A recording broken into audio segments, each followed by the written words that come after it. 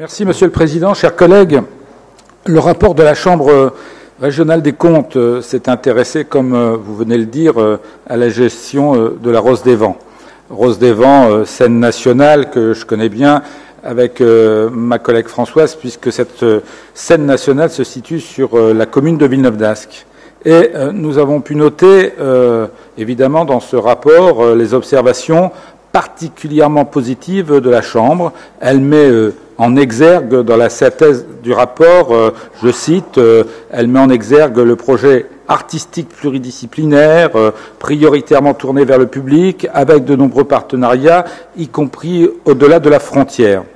Seule ombre au tableau, je dirais, la Chambre régionale des comptes souligne d'une manière pudique, entre guillemets toujours, la perte des aides européennes et la diminution de la subvention du département, qui se sont tous les deux traduites par un resserrement des activités, malheureusement, artistiques de la Rose des Vents.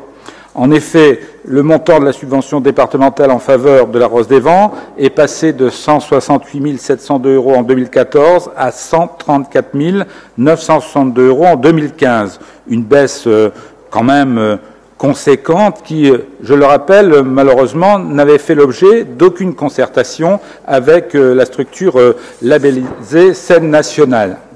Donc, cette diminution de subventions faisait un peu désordre dans le paysage, dans la mesure où nous notons également que cela soit la région, la MEL, la ville de Villeneuve-d'Ascq avaient, eux, pérennisé leurs subventions à la Rose des Vents, puisque ainsi d'ailleurs que le département, toutes ces grandes collectivités reconnaissent le travail des scènes nationales en général, et de la Rose des Vents en particulier.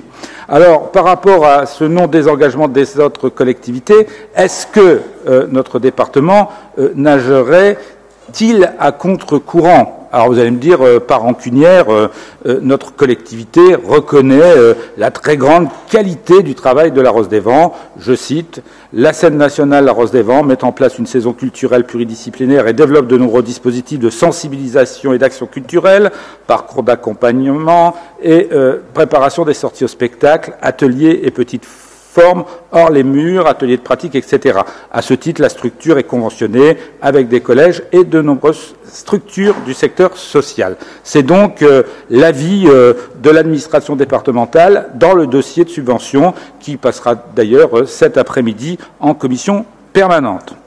La Rose des Vents, pour résumer, est donc une scène nationale reconnue pour son travail, d'une qualité, mais qui malheureusement aujourd'hui doit composer avec la perte de financement du département.